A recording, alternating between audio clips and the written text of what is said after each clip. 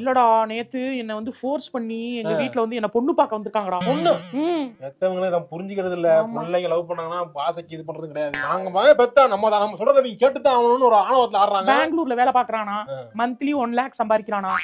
1 lakh சம்பாதிக்கணும் என்ன வாங்க முடியாதா சம்பளம்? கனடாவுக்கு போனா 5 லட்சம் ரூபாய் வருமா. கல்யாணம் பண்ணா அவன் வந்து கனடாக்கு ஒய்ஃபோட கூட்டு போயிடலான்ற மாதிரி அவன் பேசிட்டு இருக்கானா.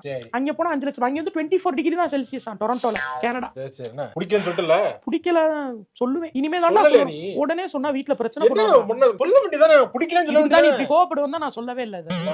இதனாலதான் உங்ககிட்ட எதுவுமே நான் ஷேர் பண்றது. நான் கோபப்படல. என்ன பிடிக்கல இல்லடா, அது காஃபி கொடுக்க சொன்னப்ப கூட நான் அப்படியே மூஞ்சி சிரிக்காம தான் கொடுத்தேன். அதனால அப்ப அவங்களுக்கே தெரிஞ்சிருக்கும்ல. பிடிச்சிச்சுன்னா அவ சிரிச்சிட்டே கொடுப்பாதாமா தெரியும். இப்பெல்லாம் ஒன்னும் புரிய மாட்டேங்குதுமா, புரிஞ்சுக்க மாட்டாங்க.